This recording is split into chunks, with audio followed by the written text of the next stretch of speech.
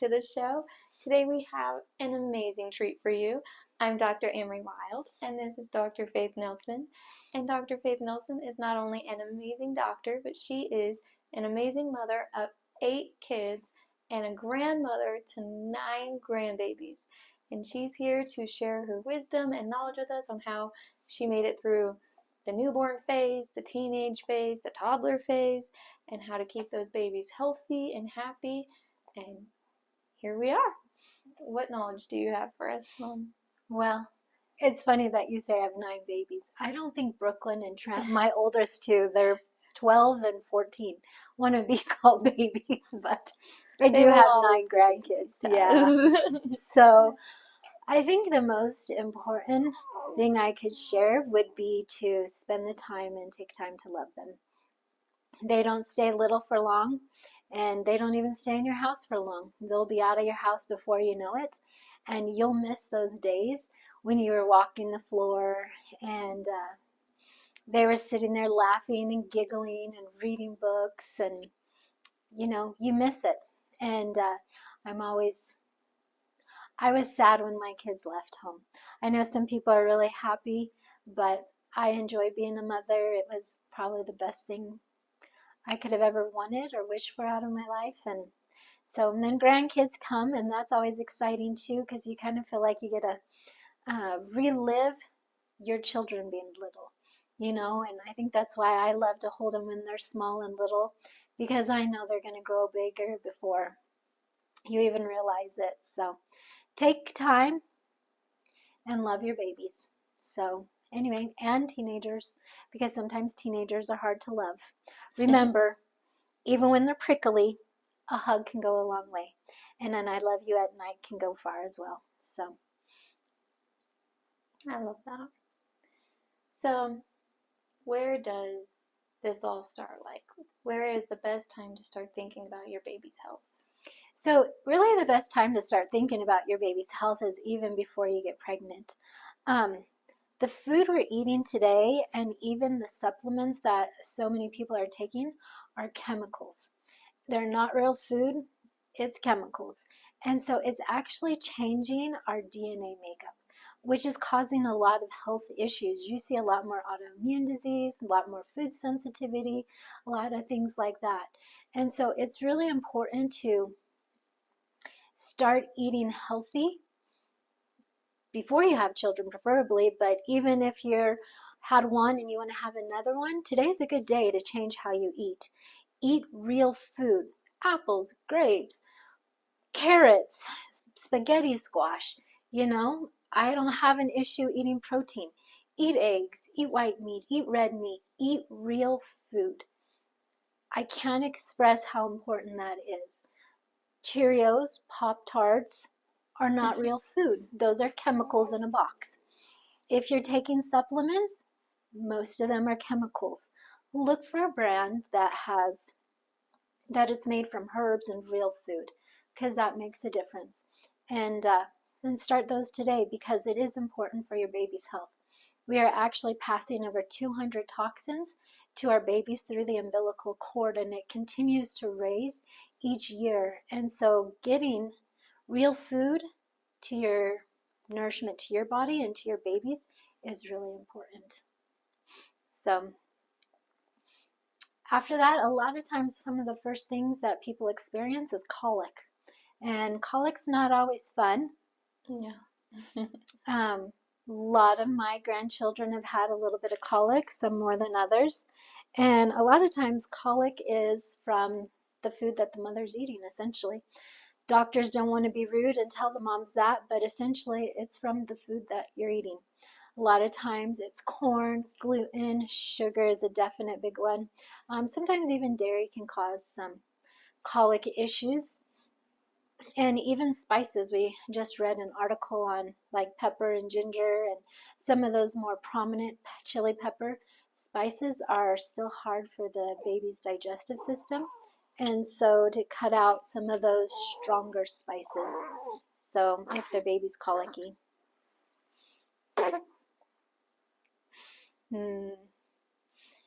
I know Archie was a little bit colicky, and then we took out black pepper, and mustard, and he was just fine. Yeah, he's growing good. So if they do get colic, though, there's several things you can do. There's a couple different remedies. I really like to get papaya enzymes. You put them in like a coffee grinder or something to grind them really fine. And then when they're colicky, you just put your finger in there and let the baby just kind of, I usually rub it on the side of their mouth. But that really helps with the digestive system. Sometimes I've done dill tea, and that always helps as well. And you can store that. You just take dill seeds and boil water and let it steep for 15 minutes, and then strain out the dill and stick it in the fridge, and it'll last for like 2 weeks in the fridge. That's always another one. Some people do a mix of like catnip, fennel, and peppermint, and that's not a bad one as well. You do it the same way as you do the dill tea. And then if they're colicky, you just give them a little bit of it, and it usually helps to calm them down. Make sure you pump their legs, so you kind of take their legs and kind of make them look like they're running or something like that. That kind of helps to get the gas bubble moving. One of the other things that I really liked for colic is calendula oil. Fiducia sells some calendula oil. I don't know that they sell it online, but I'm sure if you contacted them, they would be happy to. But I take calendula oil and I have them rub it clockwise on their bellies at night after their bath, and that really helps to get them to calm down as well. So the scariest thing is the baby's first cold or first flu. What are some things you recommend to kind of, one, boost their immune system, but also to help them through when they inevitably do get sick? There's a lot of different things I recommend, and it really depends on what's going on with the baby. One of the first things that I always do is I have garlic oil on hand, and I'll have them do a drop of it in their ears, or even just put a little bit on a Q-tip and just rub it around on the inside of their ears just barely. You don't want to go too far. But garlic oil in the ears is always one of the first things, even if they start to like pull on their ears or start to get a little more fussy. I always do garlic oil. It's fabulous. It's one we've used a lot. Some of the other things, like if they have a virus, like it's not bad to do like oregano oil, essential oil along their spine, because that is really good at helping to fight viruses. Sometimes I also do garlic oil along the spine as well. Some people, when they get older, they'll do like echinacea, peppermint, elderberry, and yarrow, and make like a little tea and have them drink that. That actually helps with congestion.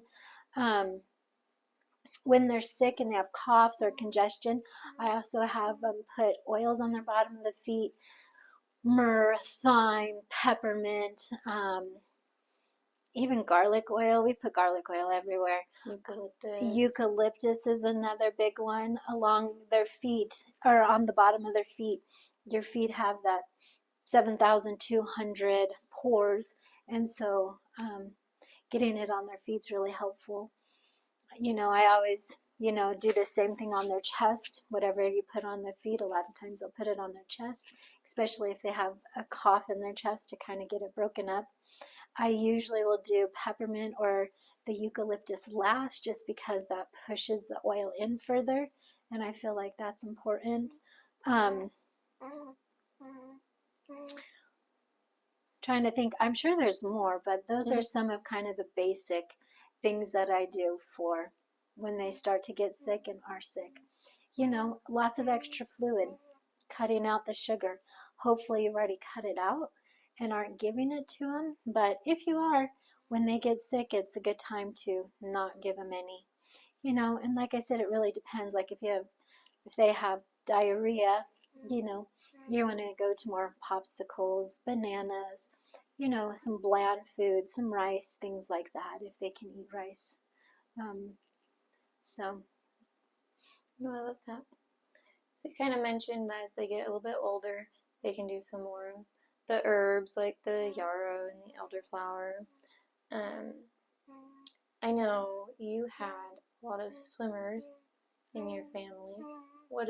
How did you keep them healthy? Because we were sick. Like everyone on that swim team was getting sick and passing it from person to person. And that is true. So one of the things that I wish I would have known when they were swimmers, I really worked on immune system. And actually, as a nursing mother, boosting your immune system is really important because what you take, the baby will get some of. So, but I learned when I was going through school that milk thistle is actually really good for swimmers, and it's because it helps to attach to those toxins, the chlorine in the water, and get them out. There was even a study done that a coach, I believe he was a college coach, had all of his students start drinking milk thistle every day. I shouldn't say students, swimmers, started drinking milk thistle every day. And if you've never had a swimmer, usually by the end of the season, somebody's sick and it's gone through every single person on that team. They're tired and they're kind of starting to drag by the end. And so giving them milk thistle helps them to not get those toxins build up, and it kept them longer and continuing to improve in their scores and everything else, because if you feel good, you're going to keep getting better. And so that was a big plateau that a lot of other teams had. Exactly. So because it attaches to toxins, milk thistle is a really good one to have on hand for young kids. Just, like if they were to get into like a cleaner or something, you can give them the milk thistle and it will help attach to those toxins and help them. I know they said that even like the death cap mushroom, they've used milk thistle on to, obviously you don't want to let your children get into that in the first place, but it will help to flush toxins out of their system. And even spider bites, they had several people in this group get bit by a black widow, and they all waited the weekend to go into the emergency room, and one of them was taking milk thistle the whole time, and she was the only one that didn't have to go through extensive measures after the spider bite. Yeah, well, and plantain is great for that as well. We went through a lot of plantain with my kids, and because it is good for spider bites and mosquitoes. It's good for pulling those toxins out. Slivers. Yeah, we would use colloidal silver a lot of times on slivers, and put a Band-Aid on it. And a lot of times when you took the Band-Aid off, a couple hours later, bee stings like that, the sliver would come out easy. So we did use a lot of colloidal silver as well, and it also helps when they get sick. So those are all good things. One other thing we didn't mention, which is helpful for a lot of different reasons, is baths. Whether it's wanting them to relax and just go to bed at night, a little lavender in the bath would be great. If they're not sleeping well, a little bit of Epsom salt would be great in the bath. If they're congested, eucalyptus and thyme in the bath is really good. There's different things that you can put in the bath for different sicknesses and illnesses. And usually I just take Epsom salt and put some in my hand, and I'll put a couple of drops, whatever I want to use, and mix it up and sprinkle it in the bath, and it works great. And so a lot of times babies just get wound up or they get fussy, and so getting them to calm down before they go to bed is really helpful. So as they're growing, and you say don't let them eat sugar because it's not good for them, especially when they're sick, but in general, like, how did you kind of manage that with 8 kids? Because kids eat a lot, and having enough snacks in the house to feed them so that they're not eating everything. So when my older children were younger, I did not grow up on natural health. And so I had read this great article about a snack cabinet. And so I cleared out one of our cabinets and I bought processed snacks and stuck it in there. and then the kids could just get in to the snack cabinet whenever they were hungry. Theoretically, this sounds great, but I look back now and I realize probably only about half of the information in parenting magazines and raising kids magazines is probably good, accurate advice. The rest of it probably is not. Just kind of like the internet, only 20% of it's actual truth. Mm-hmm. But anyway, so I did the snack cabinet, and my three oldest kids like gained so much weight in like a matter of a couple weeks. It wasn't even funny. So we closed the snack cabinet, and before that, we would make homemade snacks. So we'd make homemade cookies and brownies and cakes or whatever. Like I learned to make homemade Pop-Tarts and, apple pie crisp and, different specialty breads that had raspberries and, just different things like that. And so anyway, we went back to making homemade snacks because the kids did not balloon up on homemade snacks, but they did on the processed ones. And so really that's what we did. We'd make snacks and I'd try to stick a little bit in the freezer. So if anybody wanted something and we hadn't quite made brownies or something, they could go to the freezer and grab one of them out. But that is what we did. In fact, it's still what we do today. I rarely will buy processed food, snacks, anything like that. I do have one child who loves it, and if he wants it, he buys it himself. And he's just kind of different all around. Or he gets it in his stocking for Christmas. So anyway, but yeah, remember that our cells are made up of the food that we eat. So again, if we're eating chemicals, then our DNA is going to be made up of chemicals, and then you're going to get sick. A lot of those snacks have food dye in it, which let's just take red food dye. You are not legally allowed to put it on your skin in skincare products. So if you can't put it on your skin, I can't imagine what it would do to the inside of your body. And that's just one of them. They're linking ADHD to food dyes and sugars. And there's a very strong connection there. So taking those things out is going to make your kids calmer, listen to you a little better, and make it to where you want to be around them more. So maybe not at first. You might go through withdrawals because remember, sugar is an acceptable addiction, more addictive than cocaine or meth. And so when you first take that out, they will go through withdrawals and be kind of miserable, just like you would be if you had had cocaine or meth. But in the end, it makes it worth it. So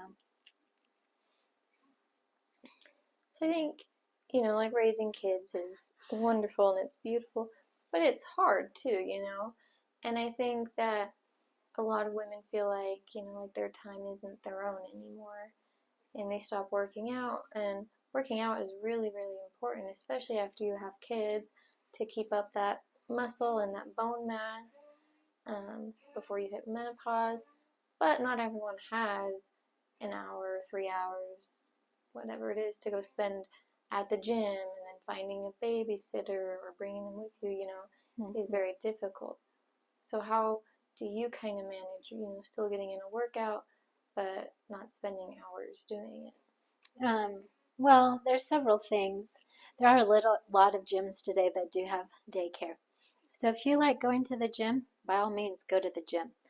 I just didn't really have the time, and I found it easier, and I had more time if I just worked out at home. So for years, I did just yoga at home. YouTube has so many yoga videos, it's not even funny. And I would just choose one and do it every day, or at least probably 4 times a week. And that's really what I did for years and years. I have even less time now, even though I don't have 8 children at home, but working and all the different things I do. And there's been a lot of studies done that have talked about shorter, more intense workouts are better for you, and multi-muscle. So I really change it up every day, but I do 3 multi-muscle movements, and I'll do each of them for 50 seconds, and I'll rest for 10 seconds in between. And then at the end of the third one, I usually will take a 40-second break. Then I repeat it, and I'll repeat it. Well, I'll do the process 3 times, so 2 more times after the first time. And I actually feel great doing that. I still do yoga, usually about 2 times a week, but a lot of the multi-muscle movements you find are yoga movements. Like a plank you do in yoga, but it's also multi-muscle. And if you Google it, there's so many multi-muscles. Like I run stairs, and I do wall sits, and I do lunges, and I have rubber bands, so I do different things with my legs, and I do different things with my stomach, and I cross my body with weights, and I lift it up and put the weight around my leg and do V. Like there's so many multi-muscle movements. It's not even funny. But I actually really do like that. And for me, it takes 10 minutes, and it doesn't have to be long. And I don't think it has to be a really hard workout. I think a lot of times people think if they didn't work out for an hour, they didn't do a good job, or they didn't work out adequately. But a lot of times they're finding out that harshness on the body really isn't great for the body, that people's bodies are having a harder time recovering because they're abusing them. So anyway, so that's some of the things I do. Well, is there any other great advice you want to give us before we close this podcast?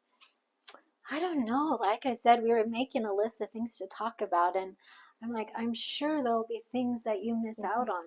But I think colic, their diet is a big thing, spending time to just enjoy the babies, read to them, even when they're in the womb, just because they recognize your voice, And this one here isn't of my womb.